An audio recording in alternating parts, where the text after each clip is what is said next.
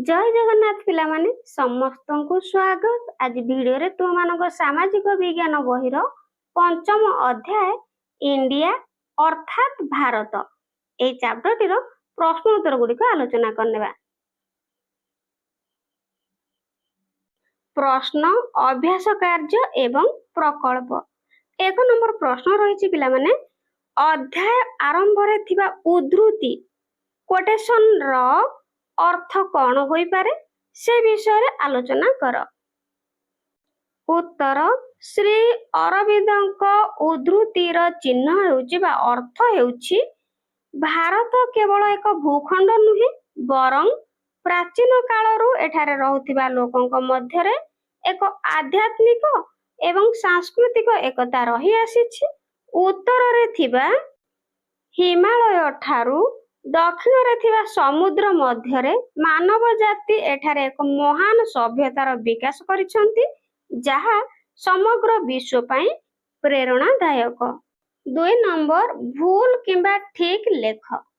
ऋग्वेद रे भारतर समग्र भूगोल विषय रे वर्णना करा जायछि ताहले पिला माने ए उक्तिटी भूल अटे तेनु लिखि दबो भूल। ताहले सठिक उक्ति कौन हम पिला माने ना ऋग्वेद रे केवल उत्तर पश्चिम अंचलर सप्त सिंधव विषय रे उल्लेख अछि बुझिला तेनु ए उक्तिटी भूल अटे। नेक्स्ट विष्णु पुराण रे समग्र उपमहादेशर वर्णना करा जायछि तो एटा ठीक अटे। ओके नेक्स्ट अशोकଙ୍କ समय जम्बूद्वीप रे आजिर भारत अफगानिस्तान रो किछि अंश बांग्लादेश एवं पाकिस्तान रो किछि अंश अंतर्भुक्त थिला ताले ए उक्ति ठीक अटे। नेक्स्ट महाभारत रे काश्मीर कच्छ और केरल समेत अनेक अंचलर तालिका रहिछि तो यह मध्य ठीक अटे। नेक्स्ट हिंदुस्तान शब्दटी 2000 वर्ष पूर्वे एक ग्रीक शिलालेख रे प्रथमे उल्लेख करा जाइथिला ताले ए उक्ति पिला माने भूल अटे काहे ना एरो सठिक उत्तर हे जिवो एहा एक पारसी शिलालेख रे प्रथमे उल्लेख करा जाइथिला बुझिला तो एटी लिखि जे ग्रीक शिलालेख रे तेणु भूल अटे। नेक्स्ट प्राचीन पारसी भाषा रे हिंदू शब्द हिंदू धर्म को बुझाए ताले एटा मध्ये भूल अटे पिला माने। ओके नेक्स्ट आगो को जिबा विदेशी पर्यटक माने भारत को देथिबा नाम हेउछि भारत तो एहा पिला माने भूल अटे एटी तेणु लिखिबा भूल। तो ठीक उत्तर कौन पिला माने ना भारत नामटी प्राचीन भारतीय माने निजे ही देथिले बुझेला।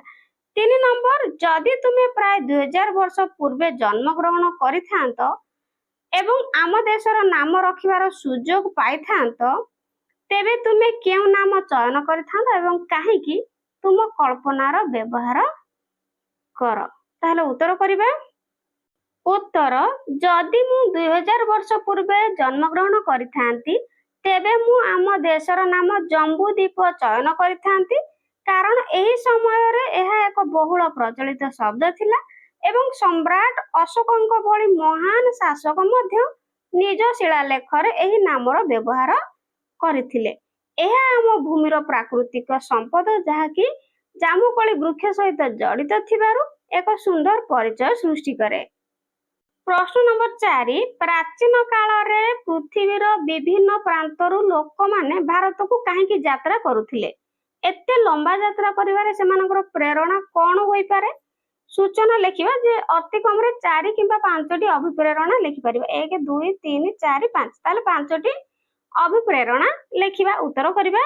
उत्तर प्राचीन काल रे लोक माने विभिन्न उद्देश्य नै भारत यात्रा करुथिले सेमानकर मुख्य प्रेरणा गुडी क थिला आइरे लिखिबा जेतु 5टी लिखिछि तनु 5टी लिखिबा आइरे वाणिज्य और व्यापार विभिन्न देशर बणिक माने भारतर मसला रेशम एवं अन्य मूल्यवान सामग्री किनिबा पई आसुथिले। नेक्स्ट 2 रे लिखिबा ज्ञान आहरण और ଶିକ୍ଷା ଭାରତର ପ୍ରାଚୀନ ବିଶ୍ୱବିଦ୍ୟାଳୟ ଗୁଡ଼ିକରେ ଉଚ୍ଚ ଶିକ୍ଷା ଲାଭ କରିବା ଏବଂ ପଣ୍ଡିତ ମାନଙ୍କୁ ଭେଟିବା ପାଇଁ ଛାତ୍ରମାନେ ଆସୁଥିଲେ। 3 ତୀର୍ଥଯାତ୍ରା ଓ ଧର୍ମ ପ୍ରଚାର ଜୁଆନଜାଙ୍ଗଙ୍କ ଭଳି ଅନେକ ପରିବ୍ରାଜକ ବୌଦ୍ଧ ପୀଠ ଦର୍ଶନ ଏବଂ ବୌଦ୍ଧ ପୁସ୍ତକ ସଂଗ୍ରହ କରିବା ପାଇଁ ଆସୁଥିଲେ। ନେକ୍ସଟ ଆଇଭି ରାଜନୈତିକ ଏବଂ କୂଟନୈତିକ ସମ୍ପର୍କ ରାଜାମାନେ ନିଜର ରାଷ୍ଟ୍ରଦୂତ ମାନଙ୍କୁ ସମ୍ପର୍କ ସ୍ଥାପନ ପାଇଁ ପଠାଉଥିଲେ। ବି ସାମରିକ ଅଭିଯାନ ଓ ସାମ୍ରାଜ୍ୟ ବିସ୍ତାର ପାର୍ସୀ ଓ ଗ୍ରୀକ ମାନଙ୍କ ଭଳି ଅନେକ ବିଦେଶୀ ଶାସକ ନୂତନ ଅଞ୍ଚଳ ଅଧିକାର କରିବା ଉଦ୍ଦେଶ୍ୟରେ